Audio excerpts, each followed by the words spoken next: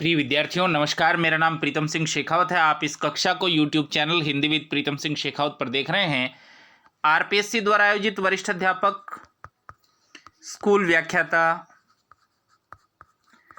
और रीट पात्रता परीक्षा के लिए हम हिंदी व्याकरण पढ़ रहे हैं। हिंदी व्याकरण को पढ़ते हुए हमने शब्द की उत्पत्ति के आधार पर प्रकारों की बात की है। आज हम एक नया अध्याय पढ़ रहे हैं जिसका शीर्षक उन्होंने दिया है शब्द विचार।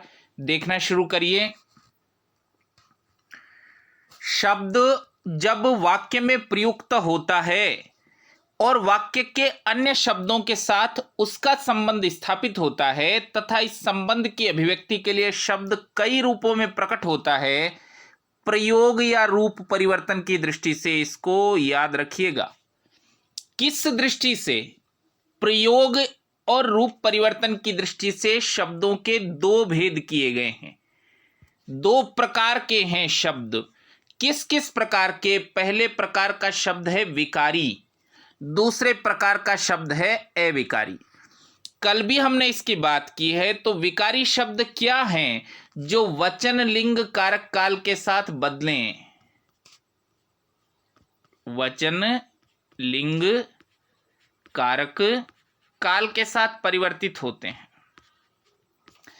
उन शब्दों को हम विकारी शब्द कहते हैं। और व्याकरण की ये दो कोटियां, विकारी और अविकारी। कल भी हमने यही बात की है कि संज्ञा, सर्वनाम, विशेषण और क्रिया विकारी हैं। वचन लिंग कारक काल के साथ बदलते हैं, इसलिए विकारी हैं। और दूसरे प्रकार का शब्द है अविकारी। वो जो अविकारी शब्द है उसी को हम अव्यय भी कहते हैं, यानी परिवर्तन नहीं होता। कल की कक्षा में मैं इसको उदाहरण देकर स्पष्ट कर चुका हूं परिवर्तन कैसे नहीं होता। समझ रहे हैं? तो जब परिवर्तन नहीं हो, वचन लिंग कारक काल के साथ बदले नहीं, उसे हम अविकारी कहते हैं। और इसमें सबसे महत्वपूर्ण जो अविकारी है वो क्रिया विशेषण है। कैसे कि विशेषण विकारी है और क्रिया विकारी है, जबकि जब वो विशेषण क्रिया की विशेषता बताता है, क्रिया विशेषण होता है, तो अविकारी होता है। इसके अलावा अन्य अव्यय समुच्चय बोधक, संबंध बोधक, विस्मयादि बोधक भी अविकारी हैं। आज हम अपनी बातचीत दो बिंदुओं तक केंद्रित रखेंगे, संज्ञा और दूसरा सर्वनाम।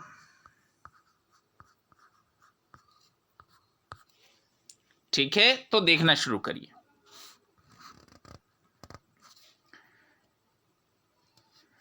साधारण शब्दों में नाम को ही संज्ञा कहते हैं। जब हम छोटी कक्षाओं में पढ़ाते हैं तो बताया जाता है संज्ञा नाम को कहते हैं, क्रिया काम को कहते हैं। समझ रहे हैं? तो कोई भी जो नाम है वो संज्ञा है। ठीक है, जैसे उदाहरण दिया है कि राम ने आगरा में ताजमहल की सुंदरता देखी। इस वाक्य में हम ये पाते हैं कि राम एक व्यक्ति का नाम है, आगरा एक स्थान का नाम है, ताजमहल एक वस्तु का नाम है, सुंदरता एक गुण का नाम है। अतः ये क्रमशः चारों व्यक्ति, स्थान, वस्तु, भाव के नाम है। अतः चारों संज्ञाएं हुई। और इसी बात को पारिभाषिक रूप से कहा है किसी प्राणी, देखिए व्यक्ति से ज्यादा अच्छा शब्द है प्राणी। किसी प्राणी, स्थान, वस्तु, भाव के नाम को बोध कराने वाले शब्द संज्ञा कहलाते हैं। आप भाव के साथ अवस्था को भी ले सकते हैं। जब वो किसी नाम का बोध कराते हैं तो हम इसे संज्ञा कहते। देखिए परिभाषाएं अलग बात हैं। असल में हम जो परीक्षाएं देते हैं उनमें परिभाषाएं पूछी ही नहीं जाती। तो परिभाषाएं तो जानकारी के लिए है। असल में हमको क्या करना है, पहचान स्थापित करनी है कि कब वो संज्ञा व्यक्तिवाचक होती है और कब वो संज्ञा जातिवाचक होती है। केवल पहचान पर ध्यान केंद्रित करिए। ठीक है, तो देखिए संज्ञा के भेद मुख्य रूप से तीन भेद हैं: व्यक्तिवाचक संज्ञा, जातिवाचक संज्ञा और भाववाचक संज्ञा। देखिए व्यक्तिवाचक संज्ञा, जिस संज्ञा शब्द से एक ही व्यक्ति, दूसरे शब्दों में आप कह सकते हैं व्यक्ति विशेष, एक पर्टिकुलर पर्सन। समझ रहे हैं? व्यक्ति विशेष वस्तु विशेष या स्थान विशेष के नाम का बोध कराए उसे व्यक्तिवाचक संज्ञा कहते हैं। व्यक्तिवाचक संज्ञा किसे कहते हैं? जो किसी विशेष का बोध कराए। व्यक्तिवाचक संज्ञा विशेष का बोध कराती है, सामान्य का बोध नहीं कराती है। कथन के रूप में आमतौर पर प्रश्न पूछे नहीं जाते, कभी कभार पूछ लिए जाए तो आप लोग जानते हैं कि व्यक्ति विशेष का बोध कराते, इसलिए व्यक्तिवाचक संज्ञा है। प्रायः व्यक्तिवाचक संज्ञा में व्यक्तियों के नाम, अब देखिए व्यक्तियों के नाम, यहां से आप उदाहरण पकड़ना शुरू करिए। व्यक्तियों के नाम, जैसे किसी व्यक्ति का नाम है राम तो संज्ञा है, और श्याम है तो संज्ञा है। नाम जो भी है, अगर किसी एक व्यक्ति का नाम है तो वो संज्ञा है, ठीक है। देशों के नाम,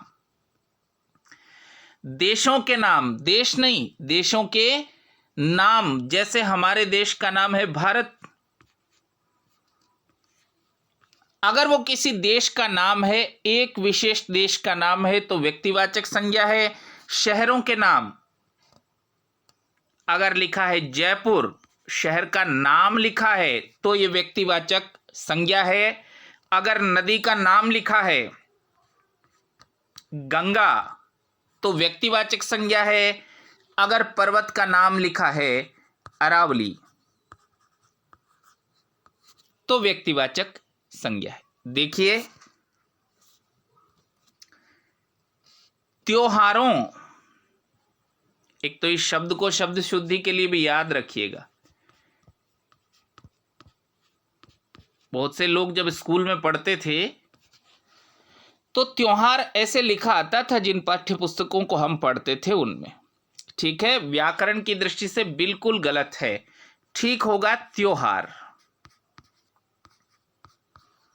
न उस पर अनुस्वार है, न औ का स्वर है, ओ का स्वर है, त्योहार, इसको ठीक करिएगा। अगर वो किसी एक त्योहार का नाम है, जैसे होली, अगर वो पुस्तक का नाम है जैसे रामचरितमानस,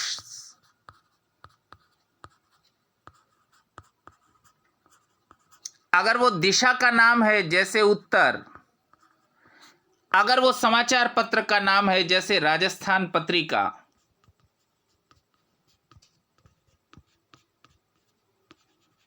अगर वो दिन का नाम है जैसे मंगलवार, अगर वो महीनों का नाम है जैसे जनवरी, तो वो व्यक्तिवाचक संज्ञा है। देखिए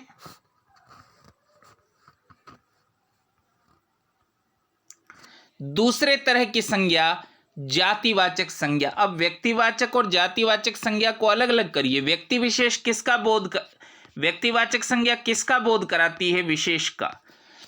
जातिवाचक संज्ञा किसका बोध कराती है? सामान्य का। सामान्य इसका अर्थ है श्रेणी, समझ रहे? एक समूह इसका बोध कराती है, उसे हम जातिवाचक संज्ञा कहते हैं। देखिए जिस संज्ञा शब्द से किसी जाति वर्ग के संपूर्ण प्राणियों, देखिए संपूर्ण पर गौर करिएगा, विशेष का नहीं, विशेष का नहीं, संपूर्ण का बोध कराती है। संपूर्ण प्राणियों, वस्तुओं, देखिए हिंदी में बहुवचन कैसे बनते हैं, शब्द शुद्धि कैसे होती है, इस पर आप लोग गौर करिएगा। शब्द है प्राणी तो ऐसे लिखा जाएगा, हमने इसका बहुवचन बनाया तो प्राणियों। ये भाषा बलाघात पर निर्भर करती है। अगर आप बल लगा रहे हैं तो ई का स्वर बड़ा है, नहीं लगा रहे हैं तो ह्रस्व है, समझ रहे हैं? जैसे प्राणियों वैसे ही लिखा जाता है प्राणी शास्त्र। परीक्षक परीक्षा में बस ये टेस्ट करता है, समझ रहे हैं? क्या आप ये बात समझते हैं कि नहीं कि प्राणी लिखा है तो बड़ा होगा, प्राणी शास्त्र तो जैसे ही बलाघात कम होगा मात्रा छोटी हो जाएगी। बस वो इतना ही टेस्ट शब्द शुद्धि या किसी भी बिंदु के विषय पर करते हैं कि आपको अवधारणाओं की समझ है कि नहीं है। देखिए वस्तुओं, स्थानों आदि का बोध होता है तो इसे जातिवाचक संज्ञा कहते। तो जातिवाचक वो शब्द हैं जिसमें जाति, श्रेणी या समूह का बोध होता है। जाति, श्रेणी या समूह का बोध होता है, इसे हम जातिवाचक संज्ञा कहते हैं जैसे कि मैंने कहा पर्वत, इसको समझ लीजिए। जैसे मैंने कहा पर्वत, तो पर्वत तो भैया सारे पर्वत हैं, इसलिए ये जातिवाचक है। अगर मैंने कहा होता हिमालय तो संज्ञा हो जाती व्यक्तिवाचक। समझ रहे हैं? देखिए इसको,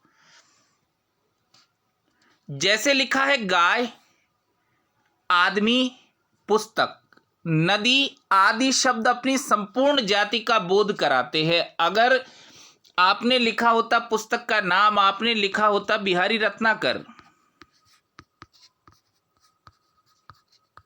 ऐसे एक पुस्तक का नाम लिखा होता तो ये व्यक्तिवाचक हो जाता। लेकिन आपने कुछ नाम नहीं लिखा है, आपने लिखा है केवल पुस्तक। जब पुस्तक लिखा है तो ये जातिवाचक है। अगर आपने लिखा है नदी तो जातिवाचक है। अगर आपने लिखा होता कावेरी तो एक विशेष का नाम होता, इसलिए व्यक्तिवाचक है। इन सब चीजों को अलग अलग करिए। समझ रहे हैं? देखिए, प्रायः जातिवाचक संज्ञा में वस्तुओं के नाम, पशु पक्षियों, फल फूल, धातुओं, व्यवसाय संबंधी व्यक्तियों, जैसे आपने कहा वकील, आपने कहा वकील, व्यवसाय संबंधी व्यक्ति आपने कहा डॉक्टर। ठीक है, तो डॉक्टर तो भैया डॉक्टर है, आपने तो किसी विशेष का नाम बताया नहीं। विशेष का बताते तो ये व्यक्तिवाचक संज्ञा होती। जैसे नगर, आपने शब्द लिखा था नगर, नगर का नाम नहीं, आपने लिखा था केवल नगर, नगर लिखा था तो जातिवाचक है। नगर लिखा था तो जातिवाचक है। अगर आप नगर का नाम लिखते दिल्ली, समझ रहे हैं, तो ये व्यक्तिवाचक होता। जैसे शहर, गांव, आपने लिखा है गांव, आप अपने गांव का नाम बताते, अगर एक गांव का नाम बताते आप तो ये व्यक्तिवाचक हो जाता, पर आपने लिखा केवल गांव, इसलिए ये जातिवाचक है। जैसे भीड़ और परिवार, ये तो शब्द ही जातिवाचक हैं। कुछ शब्द तो सदैव जातिवाचक हैं, जैसे परिवार है, भीड़ है। जैसे एक शब्द है भाई सेना, अकेला आदमी तो सेना नहीं होता, समूह होता है सेना, इसलिए ये जातिवाचक है। जैसे जुलूस, तो देखते ही आपको पता चलेगा कि जुलूस एक समूह का ही बोध कराता है। जैसे मंडली, अब मंडली को रेखांकित करके आपको पूछा तो इस समझ को विकसित कीजिए कि कब वो व्यक्तिवाचक होती है और कब वो जातिवाचक होती है। जैसे समूहवाची शब्दों के नाम आते, और आपको थोड़ा अधिक क्लियर होगा अगर आप इस कंसेप्ट को पढ़ेंगे, जो मैं बता रहा हूं, जो एंगल उसको समझेंगे, फिर हम अभ्यास करेंगे तो आप अधिक स्पष्टता की ओर जाएंगे। पर अवधारणाओं की समझ बनानी शुरू करिए, ये सफलता की महत्वपूर्ण सीढ़ी है। देखिए, एक तो चीज होता है खाली रटना, मैंने बताया आपने सुना है, मैंने बताया है आपने रट लिया है, मैंने लिख के दिया है आपने रट लिया है, ये काम चलाऊ व्यवस्था है। काम आ भी सकती है भैया, नहीं भी आ सकती, मालूम क्या चले, है ना। मैंने जो बताया है वही वो पूछे, उदाहरण बदल देंगे तो आपकी समझ काम आएगी। व्याकरण तो शुद्ध रूप से समझ का ही मामला है ना। देखिए, अब देखिए भाववाचक संज्ञा। भाववाचक इंग्लिश में हम इसी को एब्स्ट्रैक्ट कहते हैं। भाव क्या है भाई? भाव अनुभव किया जाता है।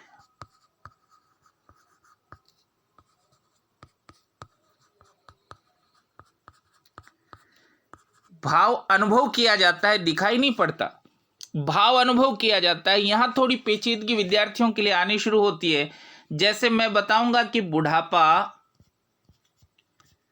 एक भाववाचक संज्ञा है, इस उदाहरण से आप स्पष्ट करिएगा। बुढ़ापा एक भाववाचक संज्ञा है, इसको स्पष्ट करिए कि आप कहेंगे कि बुढ़ापा भाववाचक कैसे है, तो मैं कहूंगा बुढ़ापा नहीं देखा जा सकता, आपने जो देखा था वो बूढ़ा आदमी था। समझ रहे हैं?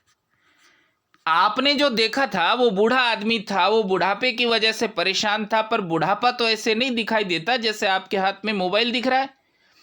ऐसे तो आप बुढ़ापे को नहीं देख सकते। बुढ़ापा तो अनुभव किया जा सकता है, जो अनुभव किया जा सकता है वो सब भाववाचक संज्ञा होंगे। जैसे देखिए, मैंने कहा मिठास, तो भाव है। मिठास मीठा होने का भाव है। आप जो देख सकते हैं वो मिठाई देख सकते हैं भैया, आप जो देख सकते हैं वो हलवाई देख सकते हैं भैया, आप जो देख सकते हैं वो बनने की प्रक्रिया देख सकते हैं, कैसे बनती है मिठाई ये देख सकते हैं। लेकिन मिठास, मैं फिर वही उदाहरण दूंगा, मिठास वैसे नहीं दिखेगा जैसे आपके हाथ में मोबाइल दिख रहा है। समझ रहे हैं? इसको कहते हैं भाववाचक संज्ञा। देखिए, जिन शब्दों से प्राणियों या वस्तुओं के गुण, धर्म, दशा, कार्य, मनोभाव आदि का बोध हो। आपने कहा प्रेम, आपने कहा घृणा, आपने कहा सुख, आपने कहा दुख, ये सब मनोभाव हैं। आपने कहा ईर्ष्या, एक महत्वपूर्ण मनोभाव तो मैं भूल ही गया हूं, ईर्ष्या। समझ रहे हैं? आपने ये शब्द इस्तेमाल किए तो प्रेम, घृणा, दुख, सुख, ईर्ष्या खुद नहीं दिखते। ईर्ष्यालु व्यक्ति को देख सकते हैं आप, समझ रहे? दुखी व्यक्ति को देख सकते हैं, सुखी व्यक्ति को देख सकते हैं, किसी वस्तु से घृणा कर सकते हैं, किसी से प्रेम कर सकते हैं। लेकिन ये सब चीजें वैसे नहीं दिखती हैं जैसे आपके हाथ में मोबाइल दिख रहा है। ये सब अनुभव करने की बात है। जो अनुभव करने के हिस्से में है वो सब का सब भाववाचक है। बहुत सीधा क्लेरिफिकेशन है। देखिए, प्रायः है गुण, दोष, आपने कहा सच्चाई, समझ रहे हैं? आपने कहा सच्चाई, तो आप ये देख सकते हैं कि उस आदमी ने सच बोला, उस आदमी को देख सकते हैं सच बोला, वो जिसने सच बोला उस आदमी को देख सकते हैं। लेकिन सच्चाई वैसे नहीं दिखती जैसे आपके हाथ में मोबाइल दिखता है। समझ रहे हैं? अनुभव करने की चीज है। देखिए, अवस्था, जैसे बुढ़ापा, व्यापार यानी कार्य, अमूर्त भाव, क्रिया, अमूर्त भाव तथा क्रिया भाववाचक संज्ञा के अंतर्गत आते हैं। अमूर्त क्रिया, अमूर्त क्रिया ऐसी क्रिया जो अमूर्त है, जो दिखाई नहीं देती, समझिए इसको, जो क्रिया दिखाई नहीं देती वो भाववाचक के अंतर्गत आती है। देखिए, अब एक सवाल यहां बनता है, पीएससी सवाल कहां पूछती है, माध्यमिक शिक्षा बोर्ड सवाल कहां पूछती है, आप उसको हल कैसे करते हैं इसको समझिए। देखना शुरू करिए। भाववाचक संज्ञा मुख्यतः 5 प्रकार के शब्दों से बनी होती है। एक सिंपल ऑब्जेक्टिव सवाल, सीधा बहुविकल्पीय प्रश्न अगर आपको पूछा जाए तो एक प्रश्न ये होगा कि कितने प्रकार के शब्दों से बनती है? तो भैया 5 प्रकार के शब्दों से बनती है। जातिवाचक संज्ञा से बन सकती है, सर्वनाम से बन सकती है, विशेषण से बन सकती है, क्रिया से बन सकती है और अव्यय से। तो एक सीधा प्रश्न ये पूछा जा सकता है कि भाववाचक संज्ञा कितने प्रकार के शब्दों से बन सकती है? 5 प्रकार के शब्दों से, 4 प्रकार के, 3 प्रकार के, 2 प्रकार के, ऐसे विकल्प आराम से बनाए जा सकते हैं। पर ज्यादा महत्वपूर्ण क्या है, देखिए इसको, ज्यादा महत्वपूर्ण क्या है, जातिवाचक संज्ञा से वो बनता कैसे है। इससे 2 चीजें स्पष्ट होंगी आपको। क्या क्या? एक तो कौन सी संज्ञा जातिवाचक है ना, और फिर भाववाचक कैसे बनता है, इसको समझिए। जैसे शब्द है शिशु, एक जातिवाचक संज्ञा क्यों है? क्योंकि शिशु में सारे शिशु शामिल हैं, शिशुओं का समूह शामिल है। आपने अगर शिशु का नाम दिया होता मुन्नू तो मैं समझता जी वो व्यक्तिवाचक है। समझ रहे हैं? तो जातिवाचक शिशु में सारे शिशु शामिल हैं। और शब्द बना है शैशव या शिशुता। जैसे इसका थोड़ा सरलीकृत रूप देखिए, बच्चा जातिवाचक है और बचपन भाववाचक। शैशव तो आप वैसे नहीं देख सकते जैसे शिशु को देख सकते हैं, इसलिए वो भाववाचक है। समझ रहे? अब पीएससी सवाल क्या पूछती है, बोर्ड सवाल क्या पूछता है, इसको समझ लेना। इसी पर सारा खेल निर्भर करता है। इसमें हमको थोड़ा उल्टा चलना पड़ता है। 4 विकल्प देते हैं वो, और ये पूछते हैं कि निम्नलिखित में से कौन सी भाववाचक संज्ञा जातिवाचक संज्ञा से बनी है। कौन सी भाववाचक संज्ञा जातिवाचक संज्ञा से बनी है, मेरी बात को समझना। इसी पर आपका प्रश्न सही या गलत होना निर्भर करता है। कौन सी भाववाचक संज्ञा जातिवाचक संज्ञा से बनी है? तो सबसे पहले मान लीजिए ये शब्द है शैशव, तो आपको ये पहचानना ये भाववाचक है। और क्यों भाववाचक है? क्योंकि अनुभव किए जाने की चीज है, जैसे बचपन अनुभव किए जाने की चीज है। अब वो किस शब्द से बना है, तो आपको वहां परीक्षा में देखना है कि किस शब्द से बना है। शैशव में मूल शब्द क्या है? तो आपने पाया है शिशु। और शिशु किस तरह की संज्ञा है? व्यक्तिवाचक है कि जातिवाचक है कि भाववाचक है? तो आपने देखा कि जी वो जातिवाचक है, तो ठीक विकल्प है। समझ रहे? उल्टा जाना है आपको। देखिए एक और उदाहरण से देखिए, विद्वान जातिवाचक है क्योंकि विद्वान में सारे विद्वान आ गए। अगर आप नाम ही ले लेते मंडन मिश्र, आपने एक विद्वान का नाम ही लिया होता मंडन मिश्र, तो मैं समझ जाता कि ये व्यक्तिवाचक संज्ञा है। पर आपने कहा विद्वान, तो विद्वान में सारे विद्वान आए। और देखिए एक थोड़ा इस अशुद्धि को दूर करिए, विद्वान का नय हलंत होता है भैया, शब्द शुद्धि के लिए कभी आए इसको देखिएगा, विद्वान का नय हलंत होता है। ठीक है, तो देखिए तो शब्द बना है विद्वत्ता, शब्द बना है विद्वत्ता। तो अब अगर उन्होंने पूछा कि कौन सी संज्ञा जातिवाचक संज्ञा से बनी है, कौन सी भाववाचक संज्ञा, तो पहले तो आपको यह तय करना पड़ेगा कि विद्वत्ता एक भाववाचक है। आप देख सकते हैं किसको? विद्वान को देख सकते हैं जी, उसको सुन सकते हैं जी, वो पुस्तकें पढ़ता है ये देख सकते हैं जी, पर ये नहीं देख सकते विद्वत्ता। विद्वत्ता अनुभव करने की चीज है। समझ रहे? जो अनुभव करने के हिस्से में है सब भाववाचक है। फिर आपको उल्टा जाना है, मूल शब्द ढूंढिए। विद्वत्ता का मूल शब्द क्या है?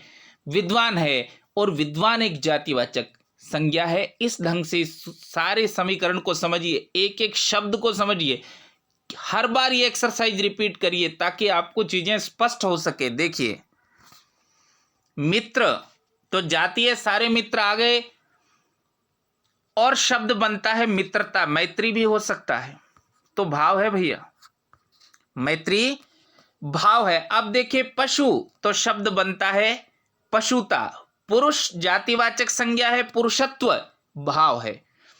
सती जातिवाचक संज्ञा है, सतीत्व भाव है। लड़का जातिवाचक संज्ञा है और लड़कपन भाव है। गुरु जातिवाचक संज्ञा है और गौरव भाव है। इस तरह के शब्दों को विशेष ही देखिए, गौरव से आप गुरु पर बिना अभ्यास पहुंच जाएंगे ऐसा मैं मान नहीं सकता। शब्द अगर आपको ध्यान में है, पहले पढ़ा हुआ है, तो ही वहां अनुमान लगाएंगे कि आप गौरव गुरु से बना है भैया, और गुरु एक जातिवाचक संज्ञा है। देखिए इस शब्द की बात हमने पहले कर ली है। बचपन तो बच्चा, सज्जन तो सज्जनता, तो सज्जन होना एक भाव है, इसको हम कहते हैं सज्जनता। समझ रहे? अनुभव किया जाता है कौन सज्जन है कि कौन दुर्जन है, इससे आप बहुत अच्छा समझेंगे। ठीक है ना? कौन सज्जन है और कौन दुर्जन है तो अनुभव किया जाता है। तो सज्जनता और दुर्जनता दोनों अनुभव करने की चीज है। आप लोग कभी रामचरितमानस पढ़ेंगे तो पाएंगे तुलसी ने दोनों की वंदना की है। बंदौ संत असज्जन चरना, ऐसा लिखा है तुलसीदास ने। बंदौ संत असज्जन चरना, कि मैं दुष्टों और संतों दोनों की वंदना करता हूं, दोनों के पांव पूजता हूं। क्यों? क्योंकि संत जब मिलते हैं, जब बिछड़ते हैं तो दुखी करते हैं। जो असज्जन है, जो दुर्जन है, वो मिलता है तो दुखी करता है, दुखी दोनों ही करते हैं। इसलिए मैं दोनों को संतुष्ट रखना चाहता हूं, ऐसा तुलसीदास जी ने लिखा है। देखिए व्यक्ति, तो शब्द बन गया है व्यक्तित्व। ये तो आपको बहुत पसंद पड़ेगा।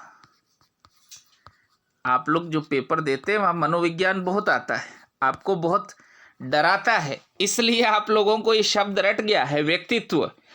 तो देखिए व्यक्तित्व एक भाव है। आप किसी की व्यक्तित्व को, किसी की पर्सनैलिटी को अनुभव करते हैं। समझ रहे हैं?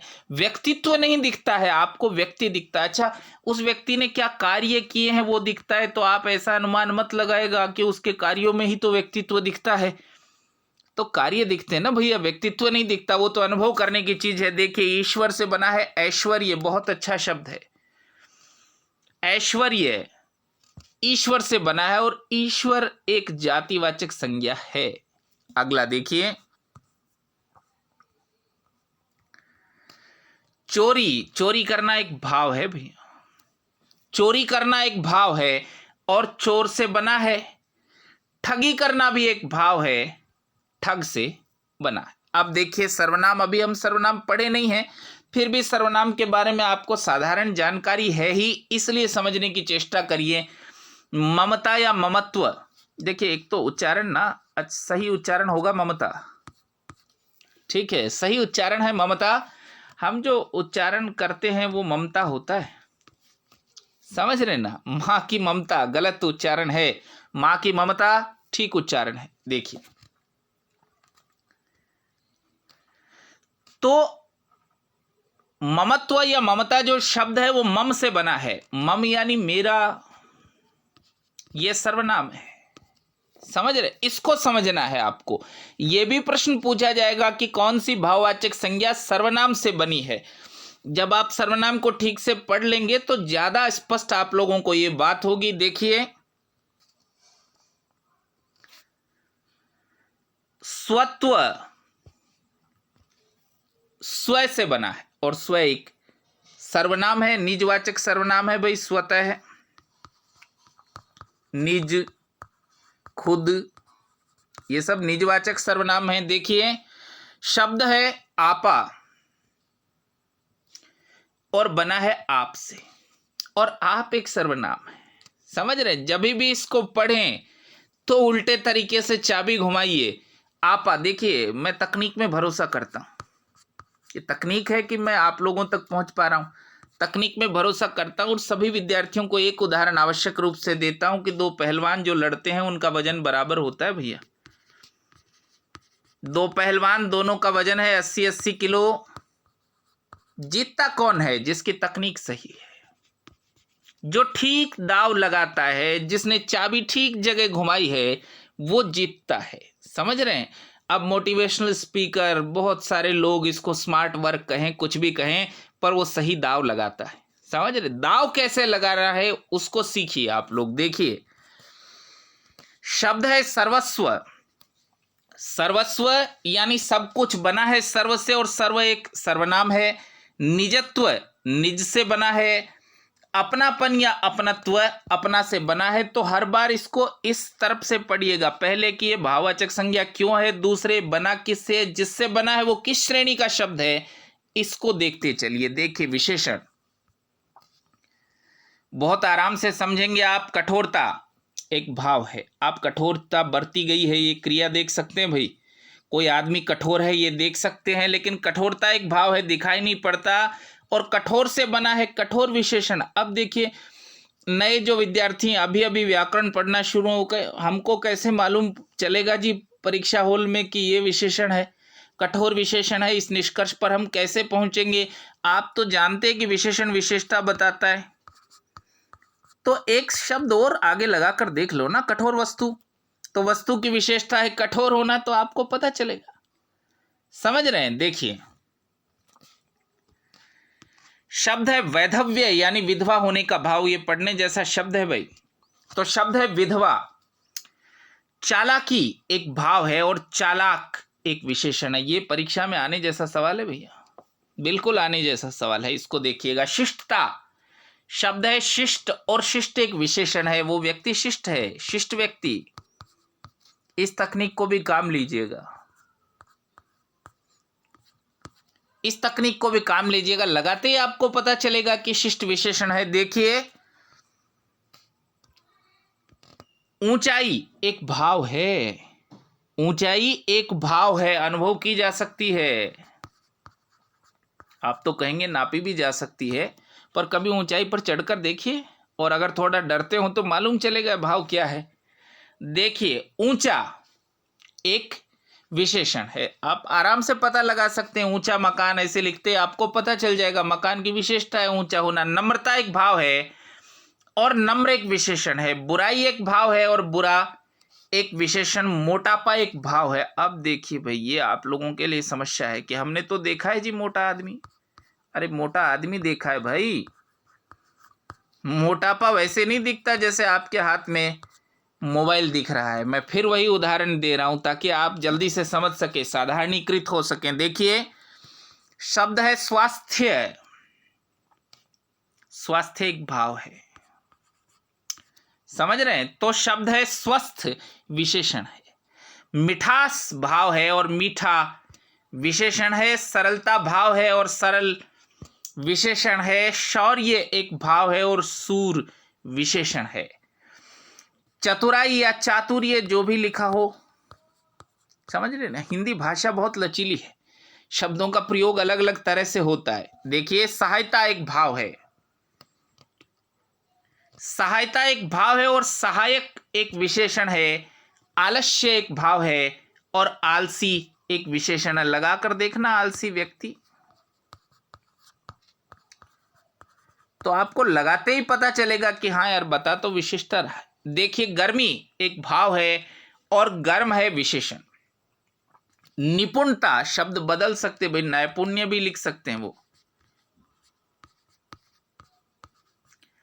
नैपुण्य भी लिख सकते। तो निपुण भाव है। बहुतायत या बाहुल्य, तो बहुत एक विशेषण है। तो बहुत सारे आम,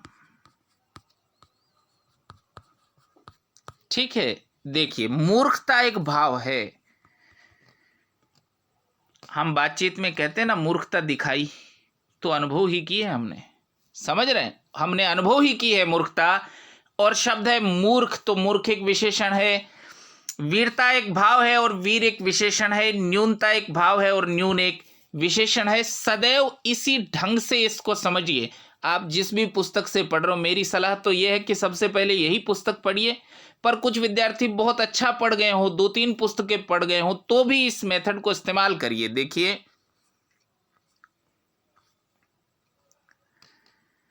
आवश्यकता एक भाव है और आवश्यक है विशेषण। हरियाली एक भाव है और हरा है विशेषण। पतन एक भाव है और पतित होना है विशेषण। छुटपन एक भाव है और छोटा होना है विशेषण। छोटा होना विशेषण है तो बड़ा होना भी विशेषण है भैया, और बड़प्पन भी एक भाव है। ऐसा अनुमान लगाना शुरू करिए, समझ रहे हैं? जब छुटपन या छोटा होना भाव है तो बड़प्पन भी निश्चित रूप से भाव है। दुष्टता एक भाव है और दुष्ट एक विशेषण है। कालिमा या कालापन एक भाव है और काला होना एक विशेषण है। निर्बलता एक भाव है और निर्बल होना एक विशेषण है। लगा कर देखिएगा, परीक्षा में दूसरा शब्द लगाते ही आपको विशेषण स्पष्ट होगा। विशेषण के साथ जैसे ही आपने विशेष्य लगाया, चीज़ें बिल्कुल साफ हो जाती है। विशेषण के मामले में हमेशा ये नियम काम करेगा। आप विशेष्य लगाइए, आपको पता चल जाएगा विशेषण है कि नहीं है। ठीक है, देखिए, क्रिया से भी बनते हैं, क्रिया से भी बनते हैं वो शब्द। कैसे? कुछ उदाहरण क्रिया के बता रहा हूं मैं आपको। सुनवाई एक भाव है और सुनना एक क्रिया। गिरावट एक भाव है और गिरना एक क्रिया। चाल एक भाव है, ये आने जैसा है भैया, शब्द आने जैसा है। और चलना एक क्रिया। कमाई एक भाव है और कमाना एक क्रिया। बैठक एक भाव है और बैठना एक क्रिया। हमारे यहाँ राजस्थान में तो ड्राइंग रूम को बैठक कहने का पुराना रिवाज है भैया, है ना? हम जहाँ गांव में रहते हैं वहाँ तो बैठक ही उसको कहते हैं। ये बैठक वो बैठक नहीं है भले आदमियों। मामला क्या है जिसको आप बैठकबाजी करना कहते हैं? आपस में सारे दोस्त मिलके जो आप मीटिंग करते हैं लाइब्रेरी के बाहर, मुझे मालूम है, मैं गया हूँ 1-2 बार वहाँ। तो देखिए, आप जो बैठक या मीटिंग करते हैं ना, वो है ये बैठक। आपस में बैठकर जो आप गप्पे लड़ा रहे हैं, ये है बैठक। देखिए, पहचान एक भाव है और पहचानना एक क्रिया। खेल एक भाव है। देखिए, इसको बहुत अच्छा, बहुत अच्छा। तो खेल एक भाववाचक संज्ञा है भाई, समझ रहे हैं? इसको विशेष याद रखिएगा। और खेलना एक क्रिया, ठीक है। जीवन और जीना, चमक और चमकना, सजावट और सजाना, लिखावट और लिखना, पढ़ाई। अब देखिए, पढ़ाई एक भाव है भैया, पढ़ाई एक भाव है। देखिए, ये भावनाओं का मामला है। मैं आप लोगों को बताऊं, प्रतियोगी परीक्षा के आप बेहद दबाव को आप फील करते हैं। मैं आप लोगों को बता दे रहा हूं, लड़ाई भीतर ज़्यादा लड़ी जाती है, बाहर कम लड़ी जाती है। खुद से बात करिए, खुद को कहिए कि आप जीतने वाले हैं। लगातार कहते रहिए, आप मुकाबले में निश्चित रूप से जीतेंगे, मैं बता दे रहा हूं। खुद से बात करिए। देखिए, शब्द है जमाव। जमना एक क्रिया है, पूजा और पूजना एक क्रिया है, हंसी और हंसना एक क्रिया है, गूंज और गूंजना एक क्रिया है, जलन और जलना एक क्रिया है, भूल और भूलना एक क्रिया है, गाना गान और गाना एक क्रिया है, उड़ान और उड़ना एक क्रिया है। देखिए, उड़ान एक भाव है, इसको मार्क करिएगा। समझ रहे हैं? देखिए अगला शब्द देखिए, हार और हारना। हारना एक क्रिया है और हार तो भाव है। आपने अनुभव किया तो हारे हैं, नहीं तो नहीं हारेंगे भाई। हार वैसे भी अनुभव किए जाने की चीज है। थकान और थकना। थकान तो आप अनुभव करते, आप पहचान जाएंगे, इसको भाववाचक है। पान और पीना। बिक्री और बिकना। देखिए, बिकना एक क्रिया है, पीना एक क्रिया है। इसको ऐसे समझिए उल्टे ढंग से। अब देखिए अव्यय से। दूरी भाववाचक संज्ञा है और दूर अव्यय है। देखिए कैसे अव्यय है। सीता दूर थी, सीता स्त्रीलिंग है, और मैंने लिखा राम दूर था। तो दूर की स्थिति पर स्त्रीलिंग पुल्लिंग के साथ कोई फर्क नहीं पड़ता, कोई फर्क नहीं पड़ता उसको लिंग वचन कारक काल का, इसलिए उसको अव्यय कहते हैं। समझ रहे हैं? जैसे ऊपरी और ऊपर, जैसे धिक्कार एक भाव है और धिक अव्यय।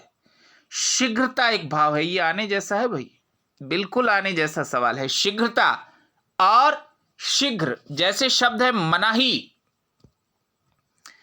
तो मनाही एक भाव है और मना करना अव्यय, मना अव्यय है। निकटता, ये भी बहुत अच्छा शब्द है। निकटता शब्द है निकट। नीचाई और नीचे, सामीप्य और समीप, ये भी बिल्कुल आने जैसा शब्द है, सामीप्य। इसको भी आप लोग मार्क करिए। संज्ञा और सर्वनाम दोनों पढ़ाने वाला था, पर पर्याप्त कक्षा लगती है मुझे, इसको ठीक से देखिए। सर्वनाम की बात हम कल करेंगे। आप लोगों को बहुत धन्यवाद।